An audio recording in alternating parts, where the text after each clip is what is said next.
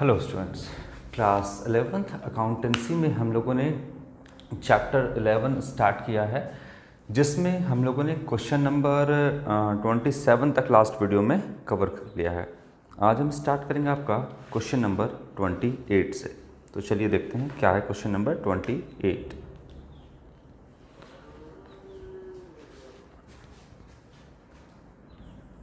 Question number 28, goods worth rupees 2000, goods worth rupees 2000 were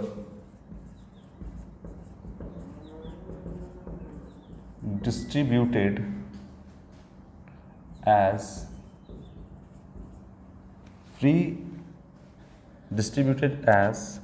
sample in the market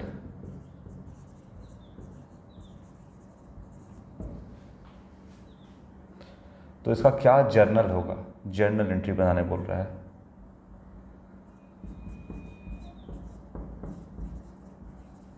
the journal entry will be, journal entry क्या होगा। A option कहता है drawings account debit to purchase account, drawings account debit to purchase account rupees 2000। ठीक है, ये होगा आपका entry. B sales account debit to cash account, सीधा लिखते हैं आप 2000। सी कहता है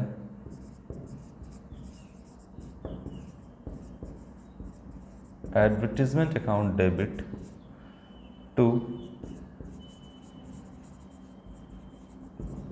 परचेज अकाउंट 2000। और डी कहता है नो एंट्री, कोई एंट्री ही नहीं होगा। बोलिए यहाँ पर क्या हुआ है कि 2000 का जो आपका गुड्स है as a free sample market में बांट दिया गया है। तो क्या एंट्री बनेगा, देखिए जब भी कोई गुड्स जैसे as a free sample market में बांटा जाता है तो इसका मतलब कि हम मार्केट में एडवर्टाइज कर रहे हैं उस गुड्स का, उस सामान का, उस वस्तु का। जैसे कभी कभी आपने देखा होगा कि आटे के साथ जो है दलिया फ्री हो जाता है ना, या फिर कोई प्रोडक्ट के साथ कोई शैम्पू फ्री आता है ना। आप क्रीम खरीदोगे उसके साथ शैम्पू फ्री आएगा। तो फ्री सैंपल मार्केट में सामान को एडवर्टाइज करने के लिए बांटा जाता है ना। शैम्पू वगैरह बांट दिया साथ में, क्रीम के साथ में। तो ये आपको क्यों बांटा जा रहा है, क्योंकि जो कंपनी है, जो बिजनेस है, वो एडवर्टाइज कर सके मार्केट में कि मेरे इस प्रोडक्ट को आप देखिए, एज अ फ्री सैंपल हम आपको दे रहे हैं, आप इसका इस्तेमाल करिए, और जब आपको वो प्रोडक्ट पसंद आएगा तो फिर आप उसको जाके मार्केट में परचेस करेंगे, पैसा दे करके परचेस करेंगे, बिजनेसमैन को प्रॉफिट भी आप देंगे साथ में। तो वो एडवर्टाइज कर रहा है। 2000 का सामान बांट दिया तो क्या हुआ, 2000 का सामान बांटा ही इसलिए गया है ताकि 5000 या 10,000 का प्रॉफिट कमा सके। ठीक है ना। तो यहाँ पर जो है वो क्या किया गया है कि 2000 का एज अ फ्री सैंपल के तौर पे मार्केट में बांट दिया गया सामान। तो क्या एंट्री बनाएंगे, देखिए हम क्यों बांटे, यानी बिजनेस ने क्यों बांटा, तो एडवर्टाइज किया, और एडवर्टीजमेंट जो है वो बिजनेस के लिए एक्सपेंस है। तो advertisement account debit nominal account के रूल से, और इससे क्या चला गया, क्या कम हो गया, गुड्स कम हो गया, तो परचेज अकाउंट क्रेडिट होगा। अब ये तो मैंने आपको समझा ही दिया है कि परचेज अकाउंट डेबिट होता है जब भी हम परचेज करते हैं, और अगर उसमें से कोई भी सामान हम निकालते हैं तो परचेज अकाउंट को क्रेडिट करते हैं। क्लियर है ना बात। तो इसीलिए जो है यहाँ पर परचेज अकाउंट जो है वो क्रेडिट किया है।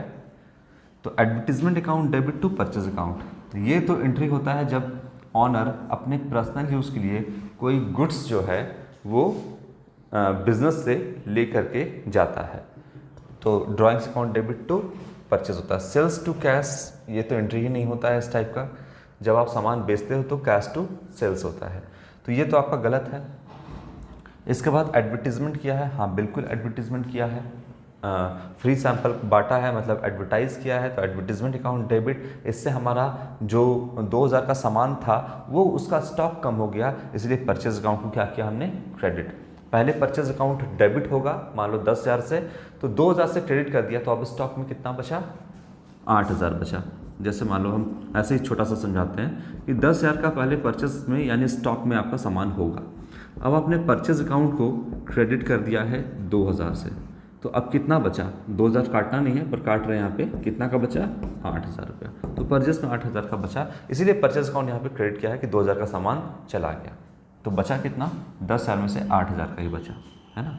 तो ये एक एंट्री आपका बनेगा, ऑप्शन नंबर सी आपका यहाँ पर करेक्ट ऑप्शन होगा। क्लियर है। इसके बाद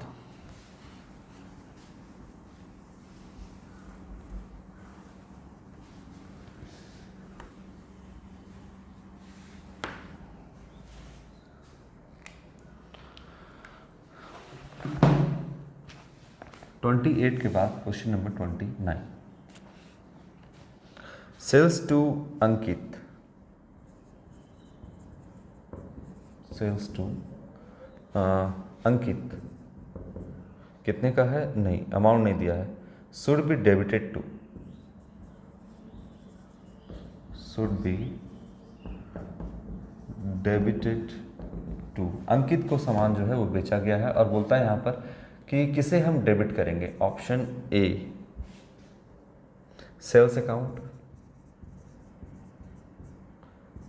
बी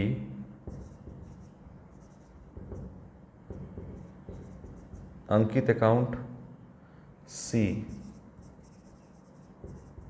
कैश अकाउंट और डी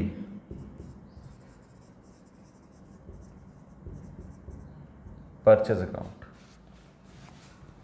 क्या होगा इसका, तो इसका आप जर्नल एंट्री बना लोगे तो किसे डेबिट करेंगे और किसे क्रेडिट करेंगे ऑटोमेटिक क्लियर हो जाएगा। अंकित को सामान बेचा गया है, कहीं बोला गया है कि कैश में सामान बेचा गया है अंकित को, नहीं, तो इसका मतलब अंकित को उधार में सामान बेचा गया है। अंकित को बेचा गया तो रिसीवर कौन, अंकित, तो डेबिट द रिसीवर, अंकित के अकाउंट को हम क्या करेंगे, डेबिट कर देंगे, है ना, कितना अमाउंट तो नहीं दिया है, और टू यहाँ पे लिखेंगे सेल्स अकाउंट, तो अंकित को अकाउंट को हम डेबिट करेंगे और सेल्स अकाउंट को हम यहाँ पे क्या कर देंगे, क्रेडिट कर देंगे। यही अगर कैश में बेचा गया होता, अंकित को कैश में बेचा गया होता, लेकिन अंकित को ही बेचा गया तो कैश दे दिया ना, अंकित से हमें क्या मतलब है, अंकित से तो तब हमें मतलब है जब इसको उधार में बेचा गया, तो अंकित मेरा है कौन, अंकित मेरा है फिलहाल अभी है डेटर, डेटर क्यों, क्योंकि नियर फ्यूचर में वो पैसा देगा। लेकिन कैश में बेचा गया है अगर अंकित को ही, तो कैश टू सेल्स एंट्री बनेगा। तो देखिए यहाँ पर तो उधार में बेचा गया है क्योंकि कहीं भी कैश का जिक्र नहीं किया है, तो अंकित टू सेल्स होगा, तो हम किसे बोलता है कि डेबिट करेंगे, तो डेबिट करेंगे अंकित अकाउंट को, किसे हम क्रेडिट करेंगे, तो क्रेडिट करेंगे सेल्स अकाउंट को। यहाँ पे पूछता तो अगर अंकित को कैश में बेचा गया होता तब क्या किसे डेबिट करते हैं, कैश अकाउंट को डेबिट करते हैं, और किसे क्रेडिट करते हैं, तो सेल्स अकाउंट को क्रेडिट करते हैं। क्लियर है बात। तो ये एंट्री आपका बनेगा। Question number 30,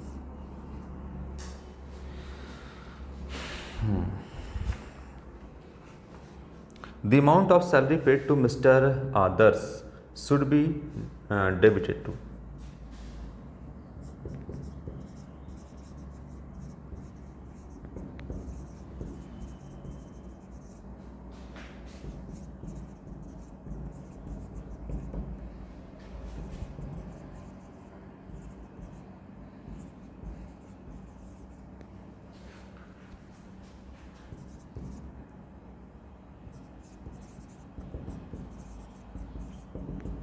should be debited to, किसको डेबिट करेंगे, आदर्श को क्या पे किया गया है, सैलरी पे किया गया है, तो आपका हो जाएगा पहला ऑप्शन दिया है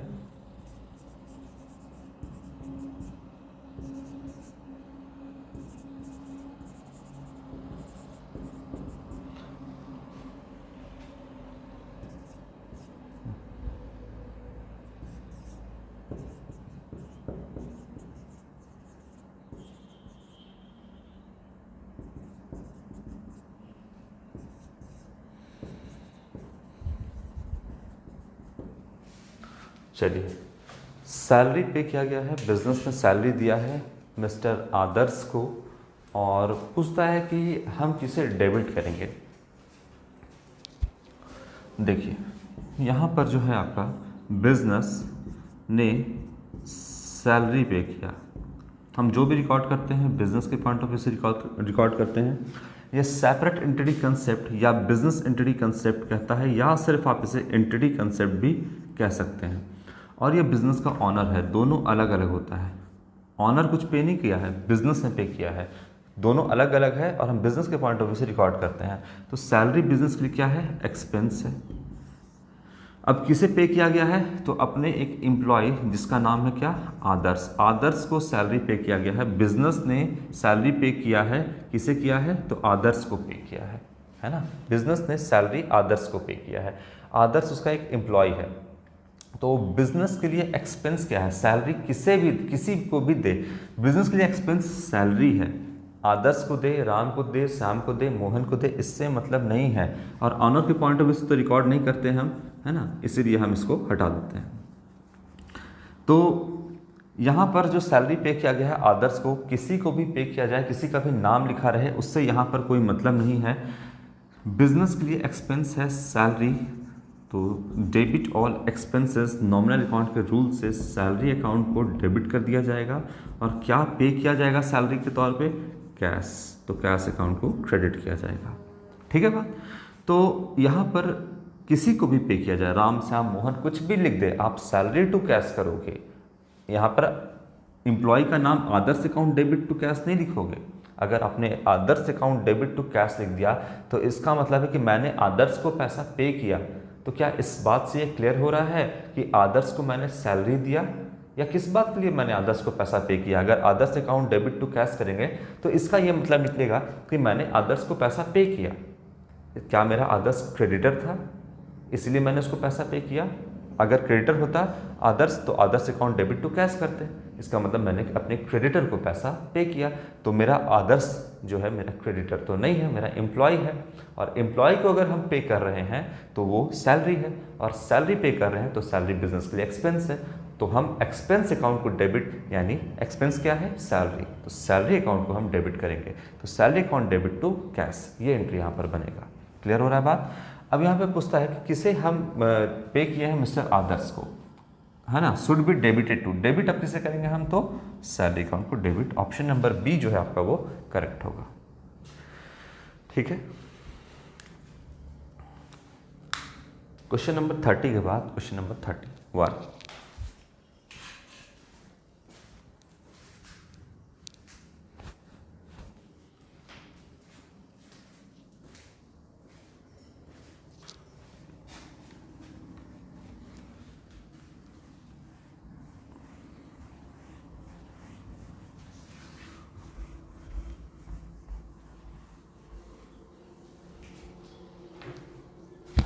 क्या है question number 31। Salary payable to an employee 50,000 which account is to be credited.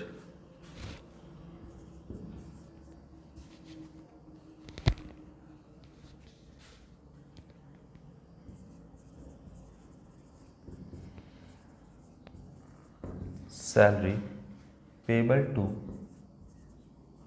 N employee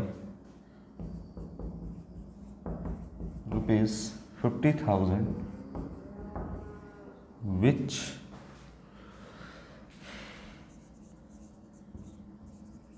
account is to be credited, which account is to be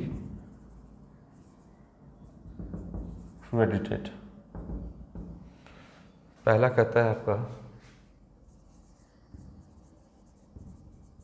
cash account, दूसरा कहता है आपका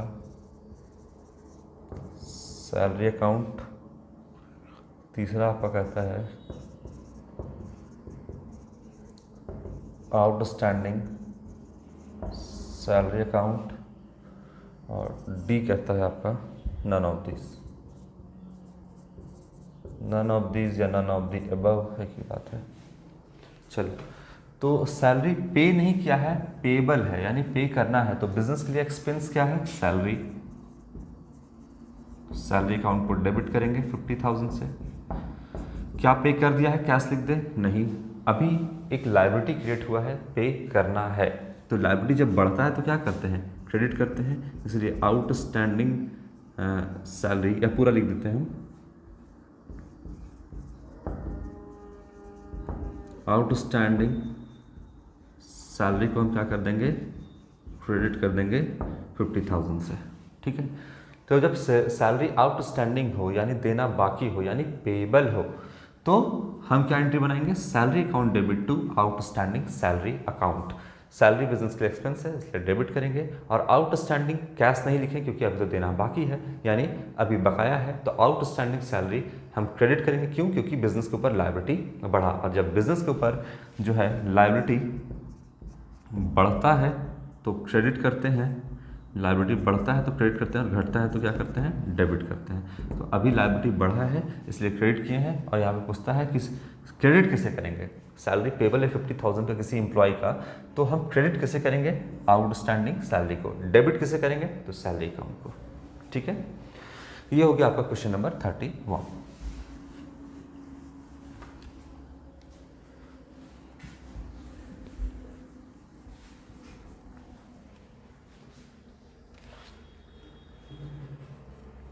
question number 32। Johnny purchased goods rupees 50,000 for cash, 20% का trade discount है, 5% का 20% का trade discount है, और क्या किया है? 5% का कैश डिस्काउंट है। Purchase account to be debited. ठीक है, 32 नंबर क्वेश्चन है। जॉनी ने जो क्या किया है, यहाँ पे परचेज किया है 5,000 का, और यहाँ पर ट्रेड डिस्काउंट भी है, और यहाँ पर कैश डिस्काउंट भी है। चलिए देखते हैं क्या कहता है।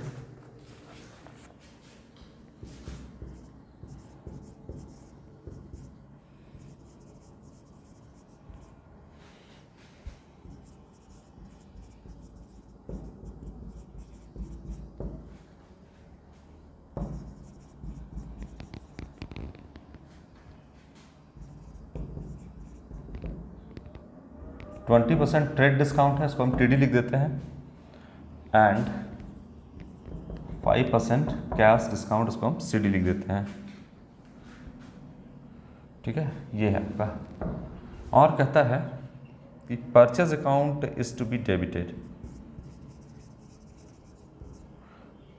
Purchase account is to be debited by rupees dash dash. Purchase account को कितने से हम डेबिट करेंगे, ये पूछ रहा है। ऑप्शन ए कहता है, पर लिख देते हैं हम, रुपीज़ 3,800। बी कहता है रुपीज़ 5,000। सी कह रहा है आपका रुपीज़ 3,750, और डी कहता है आपका रुपीज़ 4,000।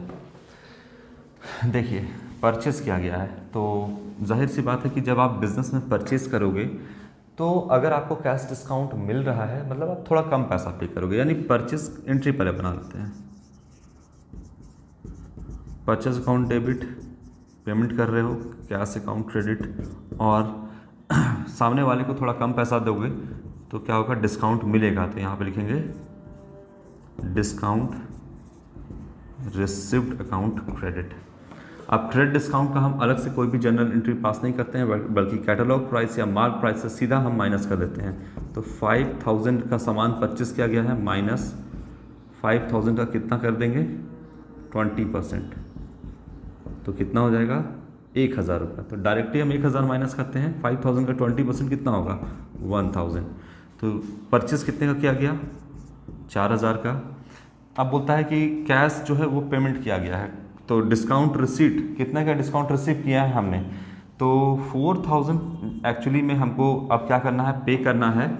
इसमें से कितना % है कैश डिस्काउंट? 5% है। तो इसका 5% कितना हो जाएगा? 200 रुपया, है ना?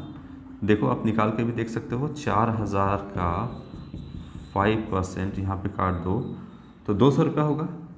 तो यहाँ पर आप क्या माइनस कर दो 200 रुपये। तो डिस्काउंट कितने का हुआ, यहाँ पे नहीं करेंगे, डिस्काउंट कितने का हुआ 4000 का, ऐसे लिखेंगे 4000 का 5% 200 का डिस्काउंट हुआ। तो एक्चुअली पैसा हम पे कितना करेंगे, तो 4000 में से डिस्काउंट तो हो गया आपका 200 रुपया, तो पैसा पे करेंगे हम 3800, ये बनेगा। तो आपका पूछता है कि purchase account to be debited by कितना हो जाएगा, कितना से डेबिट करेंगे 4000। ये तो मेरा यहीं पे निकल गया था, उतना तो बनाना मेरा एक तरह से एग्जाम में आएगा तो बनाने की ज़रूरत भी नहीं है, क्योंकि आपको टाइम सेव करना है एग्जाम में।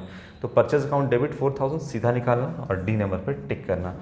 अगर पूछता है कैश अकाउंट कितने से क्रेडिट करेंगे, तो 3800 से, और डिस्काउंट रिसीट अकाउंट कितने से क्रेडिट करेंगे, तो 200 रुपीज़ से। ये भी पूछ सकता है, इसीलिए आना आपको पूरा चाहिए। बाकी एग्जामिनेशन में आप देखोगे कि कितने से मेरा काम चल जाता है। पूछा परचेज अकाउंट डेबिट, तो सीधा हम क्या करेंगे 5000 में से का 20% निकाल के लेस कर देंगे, तो 4000 आ जाएगा, टिक मार के आगे बढ़ना है। क्लियर है। तो क्वेश्चन नंबर 32 के बाद क्वेश्चन नंबर 33 हम नेक्स्ट वीडियो में स्टार्ट करेंगे। तो आज के लिए इतना ही बच्चों, थैंक यू।